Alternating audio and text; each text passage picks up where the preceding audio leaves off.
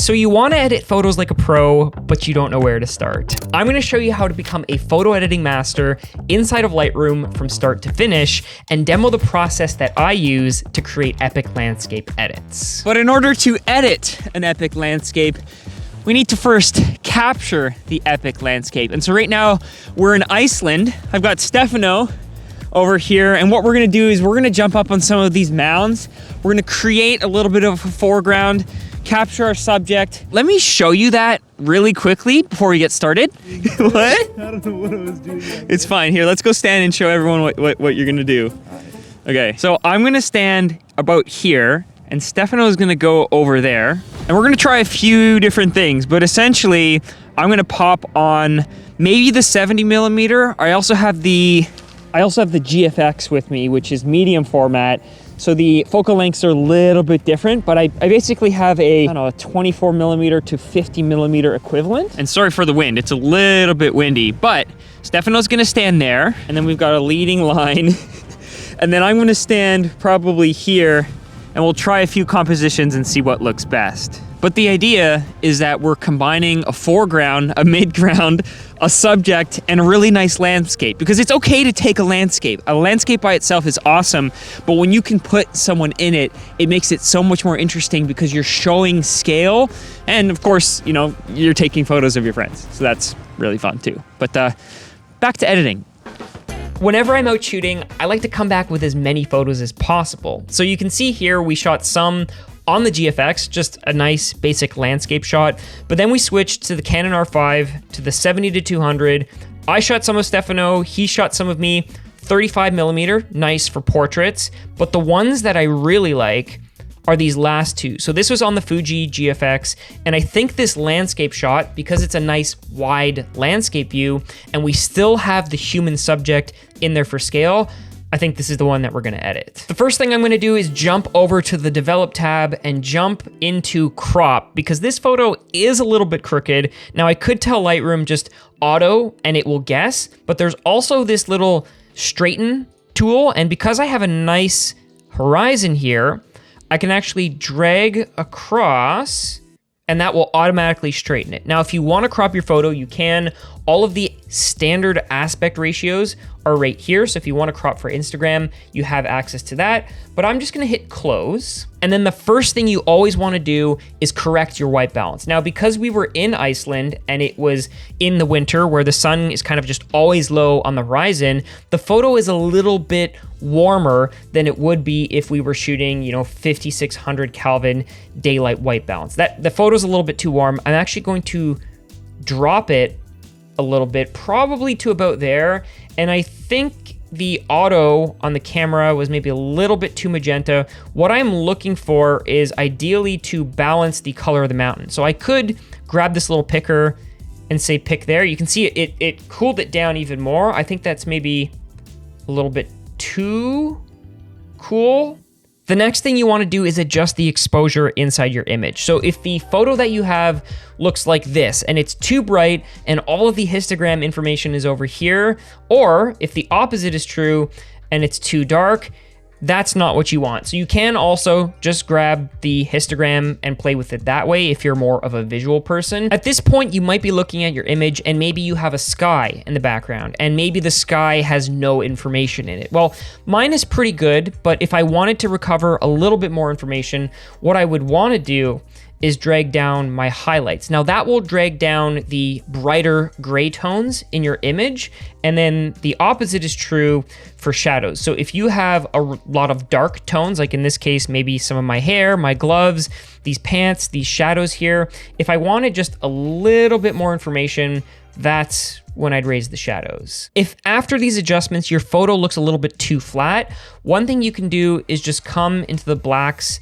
and to the whites and just stretch those out a little bit. You don't need to stretch them a lot, but expanding back out the tonal range inside of your photo will make the next couple of steps easier to make. Moving down the panel, you'll see presence, texture, clarity, and dehaze. These are 3 different forms of contrast that, much like the global contrast slider, I don't recommend touching. I recommend doing those adjustments locally, but if you're curious what each of these different adjustments do, texture tends to adjust really fine grain detail, and you almost can't see it, but some of these areas here in the ryegrass start to look a little bit more contrasty. Now, clarity, if I up it, will probably start to adjust maybe the larger stem portions of the grass. And if I zoom back out, this is where you can really see it making its mark. I would recommend not doing this. Like, don't go to 100. That basically creates a fake HDR effect. Dehaze is one if you're dealing with a lot of atmospheric haze. It helps to reduce it, but again, the same problem is making it globally just ruins the photo. So this is something we're gonna leave for now. Same thing with vibrance and saturation. Vibrance saturates the least saturated colors in your photos. Saturation just ruins everything. So if you need to make these adjustments, make them at the end after you've done all of your other adjustments and maybe the photo doesn't have quite enough saturation, then come back in and tweak those settings. At this point, your photo should look tonally correct. The white balance and all of the colors are sitting in the right place, and there's not anything that's too bright or too dark. But if there is, what you're gonna wanna do is jump into this tab here, which is masking. So I'm gonna open this up, and you can see some of the AI features have already taken over. We have the AI people finder. It has found me. The AI has found me. But one thing I'm gonna do is I actually like to de-emphasize my foreground and bring more attention to my subject. So I'm going to create a linear mask, a linear gradient. You can think of this as, you're painting a wall and there's certain areas that you want to paint and others that you don't. So the red represents the area that we are going to be painting. Now in this case, I have all the same controls that we just went over. I have an exposure control, and I am just going to drop it down ever so slightly. You can see I am de-emphasizing the foreground. Now I'm going to add a radial gradient, and I am going to create what I like to call a bloom effect, or kind of like a highlight lighting up effect. Now, the background here is maybe a little bit too intense, and I want to de-intensify it or de-emphasize it. So I'm going to brighten it up a little bit. I could also desaturate it, but I think I want to leave the color there. The one tool that I mentioned was the dehaze, because there's a lot of atmospheric blue haze in the background. So I think what I'm going to do, if I dehazed it, it would make it more contrasty, but I'm actually going to reduce the contrast and kind of create this, like I mentioned, this bloom lighting up effect, and we're just gonna leave that mask in the background. The other mask I'm gonna add, because Lightroom did find me, I'm actually gonna go in and say, create new mask, people find me, let the AI find me, there we are. Person number 1, I'm gonna say entire person, because I don't need to just select a portion of me, we're gonna select all of me, and I'm just going to brighten myself up. And this is where, if you wanted to add localized contrast, I would recommend grabbing the clarity and maybe just boosting it, not too much. I'm actually gonna grab a linear gradient and I'm going to drag it over, and then I'm going to make a compound mask. So I'm gonna say subtract. I'm gonna go back in to people because I don't want myself included in this mask. I'm gonna say person, create mask.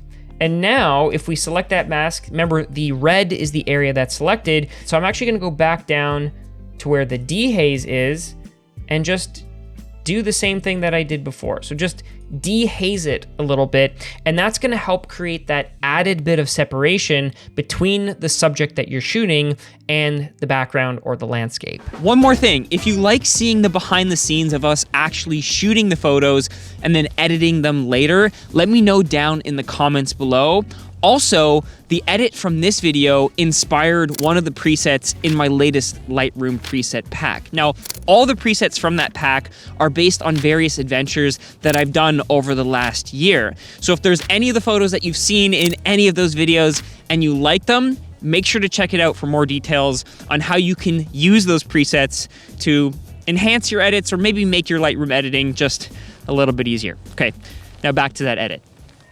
If you have a distracting element inside your photo, now admittedly this photo doesn't have too many, but let's just say for example, I use the heel. Well, if I size my brush accordingly for what I want to remove, and then I'm just going to click once, and actually I can shift to do a line here and click again.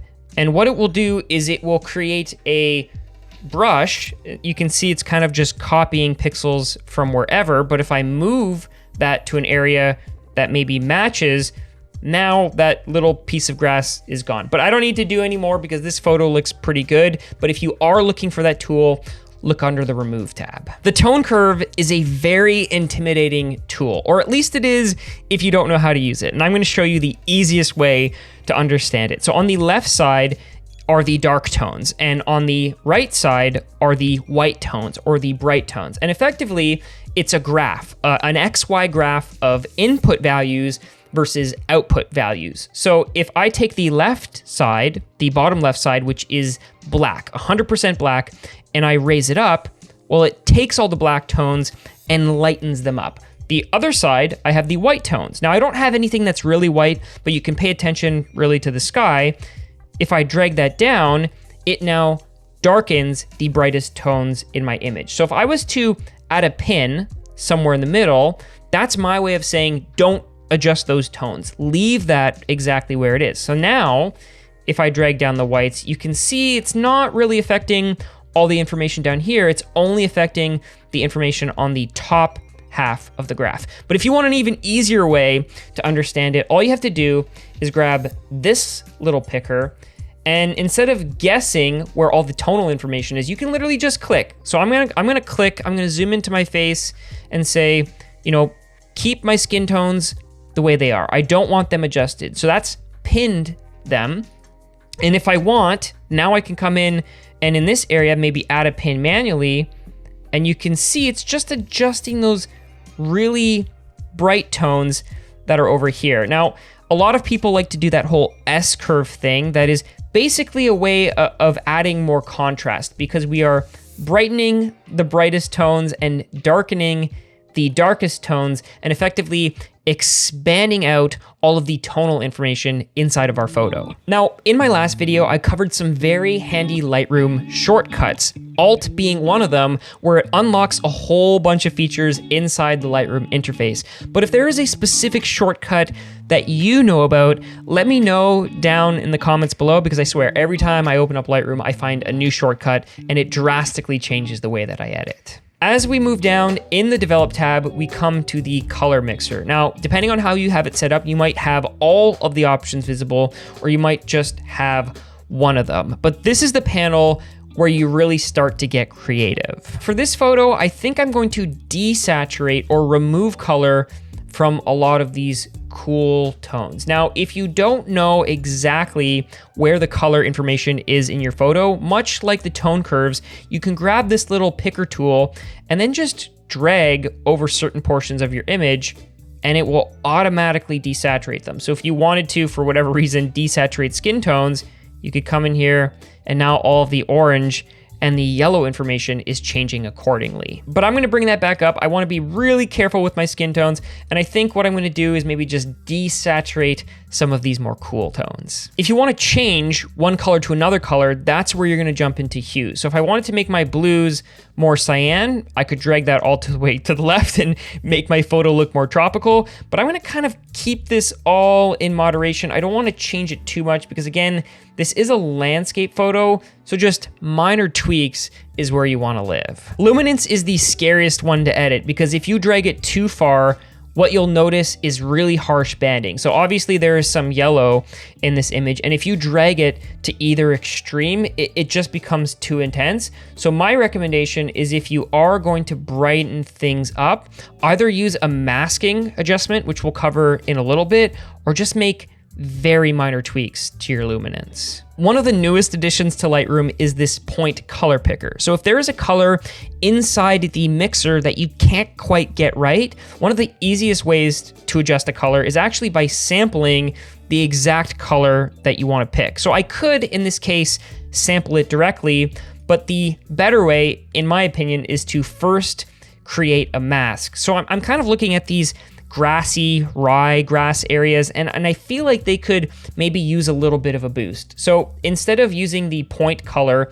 inside the whole photo, I'm actually first going to create a brush and brush over all of these areas where this ryegrass is. Then within that mask, I can say point color, and then I can select the exact color I want. Now, part of the reason I'm doing this is because my skin tones are also very close in luminance and in color to the ryegrass, but let's say I want to refine my adjustment a little bit. So I want to pick, everything that's a little bit green to a little bit orangey. Maybe I want to pick all of the saturation range, particularly the areas of it that are not saturated, and then maybe all of the luminance range. And now, if I change the hue, you can see some of the areas maybe I missed up here, but I could, for whatever reason, I could make the grass red, or I could make it more green. But I think in this case, I'm pretty happy with it. While I'm in the masking, I'm also gonna make a slight adjustment for my skin tones here because they are looking a little bit hot, and I wanna make sure that my skin tones are looking correct.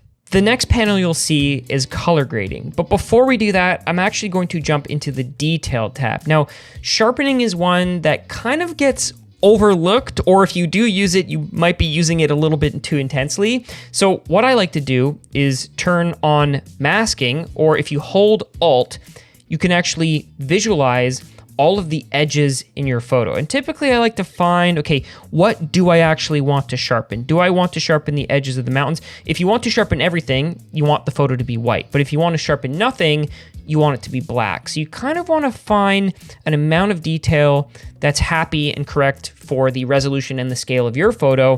And then that's when you can jump into the sharpening. And you can see here, if I go to no sharpening, full sharpening, you can see how that's affecting all the details on my jacket. If you have a lens that's maybe not the best, you might want to check out lens corrections. Now, the lens I was shooting on was pretty good, but even when I turn it off, you can see that there is some warping, some distortion that occurs in this photo, and some vignetting along the edges. So if I turn it back on, you can see it gets rid of that. And if you want finer grain control over that, like maybe you want to overcompensate for the vignetting, or you just want to remove a little bit of it, you can check out these settings right here. Now we're going to head back up to the color grading. So this is where things start to get a little bit fun. And once you're happy with your edit, you can really start to get creative. So I'm going to go into the individual controls because it's going to make it a little bit easier to see.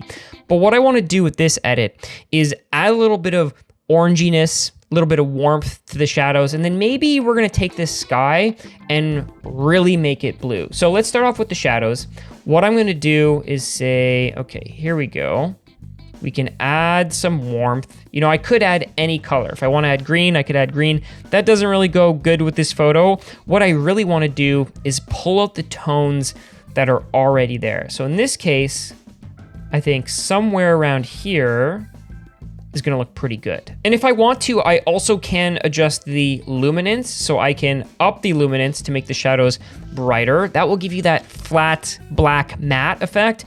Or if I want a whole bunch of contrast, I can lower them. So I think I'm gonna raise them just a bit, just so I start to pull out a little bit more detail in those shadow areas. Now I'm gonna jump over to the midtones. Now with this photo, I have a lot of midtone information, and you can actually see because I have a bump in my histogram. That's kind of what we've got going on back here. We have a lot of gray tones in the mountains, and I'm actually gonna flip and do the opposite. So I'm maybe gonna add a little bit of blue so you can see how the mountains are getting very blue. Again, if I wanted to, I can pretty much add any color. I think orange is gonna make it look too warm. And then the same thing, I could up the luminance to brighten up the mountain just a little bit. And then we're gonna jump over to the highlights. And this is where I'm really gonna start to make some adjustments. So if I go really heavy with this blue, this is way more heavy than I would recommend. You can see it starting to bleed into the mountains, into that gray tone area. But this is where blending and balance comes in handy. So blending is kind of the smoothness, the gradient between those three colors that we just set. But balance, if I drag it to the left, will give a bias towards the shadows. So if I drag it, you can see that those midtones start to neutral up a little bit. And really what I'm getting is just the highlights affecting those really bright areas. I could do the opposite. So if I wanted that blue to really dominate, I could say, let that blue take over, but I'm gonna keep it maybe around there. Now the challenge is some of these really white areas aren't getting saturated. So that's where the luminance comes into play. If I lower the luminance, I'll be able to add more color because it will take those areas and convert them to gray. So let's drop them. So there's before color grading. There's after, a big difference and a really great way to make creative edits to your photos. This edit wouldn't be complete without a little bit of fun, without a little bit of something extra. So this is the point in my edit that I like to go back into masking and make creative adjustments. So one that I'm gonna do is dodging and burning. The brush is a great option for this. Now, back in the days of film, what you would do is you could expose or underexpose certain portions of the film to make it brighter or darker, hence dodging and burning. So maybe I want to emphasize certain portions of this hill. And the idea here is I'm kind of like relighting the landscape to pull out the areas that I want to see or subdue the areas that I maybe don't want to see and add back in some of that contrast locally to specific areas of this photo. After those masking adjustments, here's what the before looked like.